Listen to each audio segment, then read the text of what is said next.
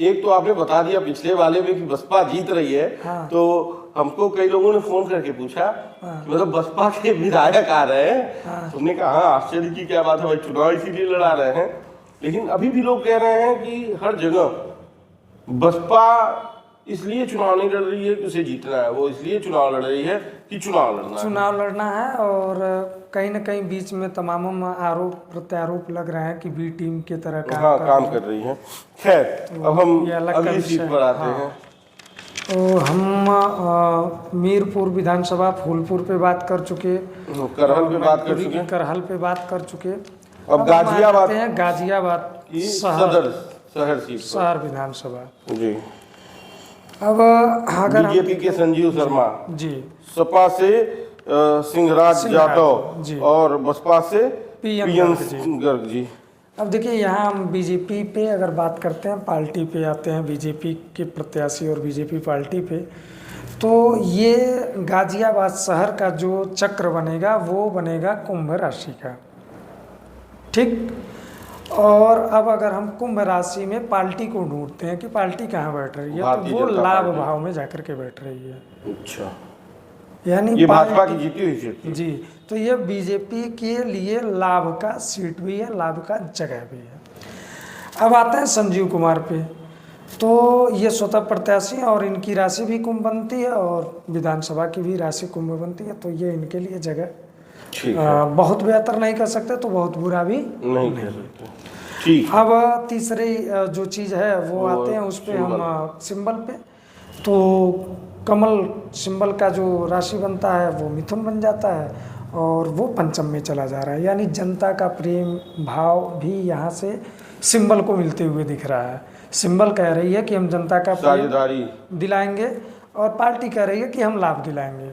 तो यहाँ प्रत्याशी को ये दोनों चीज़ें सपोर्ट करते हुए दिख रही है और साझेदारी भी है और लाभ भी है जी। अब सपा पे आते हैं। अब सपा पे हम आते हैं, तो सपा सिंहराज जाटव यहाँ क्या की है कि यहाँ एक तरह से देखें तो शहर का जो राशि बनता है वो कुंभ बनता है, सपा की जो राशि बनती है वो कुंभ बनती है, सिंबल की जो राशि बनती है वो भी कुंभ बनती है, और जो प्रत्याशी है सिंहराज वो भी कुंभ बनता है। यानी कि अगर एक तरह से देखें तो यहाँ सपा का जो भी ग्रही व्यवस्था है वो एक तरह से गौण हो जा रहा है। यानी कि यहाँ लड़ाई में भी नहीं है समाजवादी पार्टी यहाँ गाजियाबाद की सीट पर। यहाँ ये सीधे सीधे अपने आप को तीनों स्तर पे गौण बना लिए हैं। प्रत्याशी पे कम से कम इनको ध्यान देना चाहिए था, कम से कम कुछ तो बदल सकता। हाँ, अब सिंबल और पार्टी तो नहीं बदल सकते ना, क्षेत्र बदल सकते, तो प्रत्याशी के नाम पर सोचना चाहिए था। प्रत्याशी भाग्य भाव या पंचम या लाभ से आता तो थोड़ा कुछ बल मिलता है यहाँ। तो बसपा पे आ जाइए। बसपा के जो प्रत्याशी बनते हैं पीएन गर्ग जी, तो इनकी खुद की जो राशि बनती है कन्या बनती है और वो इस सीट पे छठे में चली जा रही है, यानी गुप्तता के भाव में। ये भी अब दूसरे स्तर पे आते हैं सिंबल पे, तो सिंबल भी इनकी चतुर्थ में चली जा रही है, छठे चली जा रही है। रोग ऋण शत्रुता बढ़ाने के भाव में कहीं से इनको गेन करने का मौका नहीं मिलेगा। सिर्फ बसपा जो पार्टी है उसकी जो राशि बन रही है वो चौथे में जा रही है, यानी चुनाव लड़ करके एक सुख ये महसूस कर सकते हैं कि हमने भी चुनाव लड़ा है।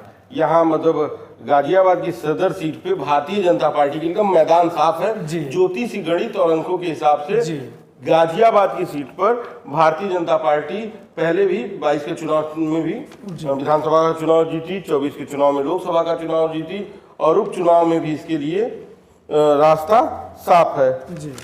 तो इसके बाद से मुरादाबाद की कुंदरकी सीट पे नहीं, कानपुर सीसा, अच्छा सीसामऊ, कानपुर की सीसामऊ सीट, ये एक ऐसी सीट है जिसके तत्कालीन विधायक इरफान सोलंकी सजायाफ्त हुए, इसलिए इस सीट पर उपचुनाव है। बाकी की 8 सीटों पर चुनाव इसलिए हो रहे हैं कि वहां के विधायक सांसद बन गए। ये इकलौती ऐसी सीट है जो सजा पाने की वजह से खाली हुई। खैर, अब चर्चा करते हैं सीसामऊ पर। क्या कहता है ज्योतिष का गणित? सीसामऊ पे अगर हम आते हैं तो सीसामऊ की जो हम कुंडली बनाएंगे, चक्र बनाएंगे, वो कुंभ राशि की बनती है जी। और सबसे पहले हम भाजपा पे ही बात करते हैं, तो भाजपा की जो राशि बनती है वो धनु बनती है, जो कि यहाँ लाभ भाव में जा रही है इस सीट पे भी। जो सुरेश अवस्थी हैं स्वतः उनका राशि कुंभ बन जाता है, जो कि इस विधानसभा के राशि से मैच कर जा रही है। और कमल का फूल इनका चुनाव चिन्ह बनता है, जो कि इनके पंचम में चला जा रहा है। पंचम तो मतलब पंचम जनता के भाव, जनता का भाव, समर्थन। प्रेम प्यार समर्थन सहयोग का भाव होता है। जनता का अधिक से अधिक सहयोग का भाव पंचम बनाता है। तो ये यहाँ पहुँच जा रहा है। तो ये भाजपा के लिए यहाँ भी एक तरह से कहा जाए कि ग्रीन सिग्नल हमें दिख रहा है। अब आ जाते यहाँ पे हैं सपा ने इरफान सोलंकी जो विधायक थे उनकी पत्नी नसीम सोलंकी को टिकट दिया जी दिया है। और यहाँ देखिए सपा का जो प्रत्याशी हैं उनकी राशि वृश्चिक बनती है, जो कि दशम भाव से जा रही है। तो दशम भाव कर्म क्षेत्र को प्रदर्शित करता है, कार्य को प्रदर्शित करता है। तो कहीं ना कहीं ये व्यक्ति अपने कर्म क्षेत्र को मथते हुए नजर आ रहा है, जिसे भी यहाँ से लड़ेगा ये व्यक्ति इस कार्य क्षेत्र को मथते हुए नजर आएगा। लेकिन चूंकि सपा और साइकिल दोनों का राशि कुंभ बनता है, जो कि ये कई जगह जाके समाहित हो जा रहा है, तो ये मुझे कहीं से भी इनको बहुत ज़्यादा ग्रह सपोर्ट देते हुए नहीं दिख रहा है। लेकिन ये है कि इस व्यक्ति को जिसे टिकट दिया गया है वो कर्म क्षेत्र से उसकी राशि बन रही है, तो वो अपने कर्म को बहुत ही बेहतर तरीके से मथ करके यहाँ करेगा इसमें कहीं। और संभवतः ये भाजपा के लिए कहीं ना कहीं मानसिक प्रेशर बढ़ाता रहेगा।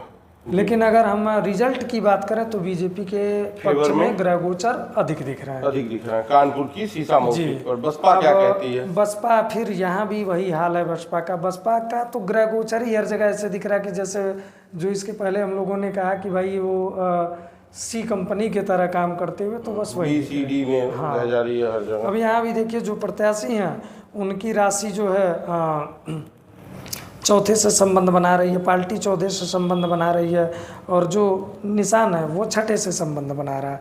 यानी इन्हें भी सिर्फ सुख का ही अनुभव करना है कि हमने चुनाव लड़ लिया। ठीक है, चालू करते हैं जो हम लोगों के चर्चा में आखिरी सीट बची है, मुरादाबाद की कुंदर की सीट। अब यहाँ पे आ जाते हैं हम इस सीट पे। तो सबसे पहले हम आते हैं बीजेपी पे ही। इस सीट का भी जो लग्न बनता है वो मिथुन बनता है। मिथुन राशि की विधानसभा की कुंडली बनती है, और बीजेपी पार्टी की जो राशि बनती है वो धनु बनती है। अब इसमें अगर हम देखते हैं तो ये सीधे नवम भाव में आ जाती है। पार्टी कहाँ आ जा रही? नवम भाव में। यानी कि ये बता रही है कि यहाँ साझेदारी पार्टी की बेहतर। ठीक, अब इसके आगे हम बढ़ते हैं चुनाव चिन्ह पे। अच्छा, पहले चुनाव चिन्ह पे आते हैं हम।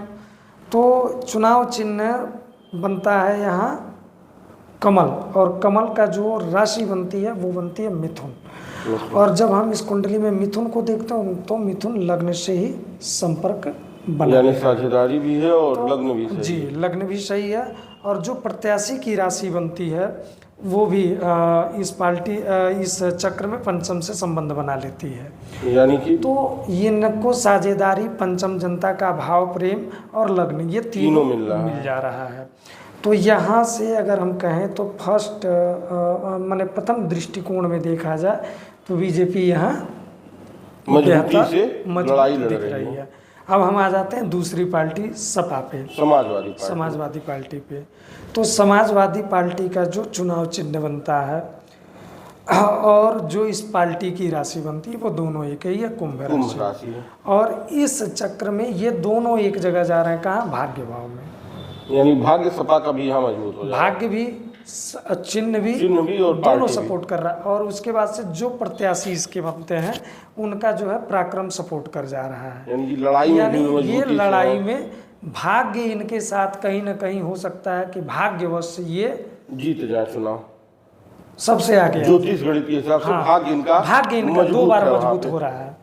तो भाग्य को लेकर और पार्टी को लेकर भाग्य मजबूत और पराक्रम ये स्वतः कर रहे हैं। तो भाग्य यहाँ इनका साथ दे सकता है। क्योंकि यहाँ चूंकि अब बीजेपी में क्या है कि 3 जगह से सपोर्ट मिल रहा है, तो जिसमें अलग अलग भाव से मिलता है उसका थोड़ा बेहतर माना जाता है। लेकिन 19-20 की लड़ाई मानी जाए सपा और भाजपा की। अब यहाँ आ जाते हैं बसपा के प्रत्याशी पे। तो बसपा के हर सीट में हम हर सीट की तरह यह भी है कि बस चुनाव लड़ रहे हैं। यहाँ भी जो प्रत्याशी हैं उनका जो बसपा पार्टी 12वें से संबंध बना रही है, हाथी जो इनका चुनाव चिन्ह है वो धन से बना रहा है, पार्टी के जो प्रत्याशी हैं वो भी लग्न से बना रहा है। तो इनके लिए हर जगह वही चीज़ें छन करके आ रही हैं कि बस काम एक तरह से चलाया जा रहा है, काम कर रहे हैं, बस या ये बताया जा रहा है कि हम भी लड़ रहे हैं, तो लड़ रहे हैं, बस यही। तो ये अगर देखा जाए तो 9 सीटों पे जो लड़ाइयाँ चल रही हैं उसमें सपा और भाजपा ही प्रमुखता से लड़ रही हैं। एक सीट जो हमने आपको बताया था वहाँ कुछ ग्रही गणित ऐसी दिख रही थी कि जहाँ मुझे लग रहा था कि बसपा यहाँ कुछ बेहतर आगे आ सकती है। तो बाकी अब ये गणना था, बहुत विश्लेषण था, और आगे जो भी है जनता का, तो जनता को ही तय करना है हमें। हाँ, बाकी वही है जो राम रच रहा था। तो बहुत बहुत धन्यवाद इन 9 सीटों के विश्लेषण के लिए। आगे ऐसे तमाम जानकारियों के साथ हम मिलते रहेंगे, पंडित जी के साथ आप लोगों से संवाद करते रहेंगे। इन 9 सीटों पर आपको ज्योतिष के हिसाब से क्या गणित लगता है, और आपके हिसाब से इन 9 सीटों पर किस पार्टी को सबसे मजबूती से जनता का साथ मिल रहा है, हमें कमेंट बॉक्स में बताइए। इस वीडियो के बारे में अपनी राय दीजिए, इस वीडियो को शेयर कीजिए।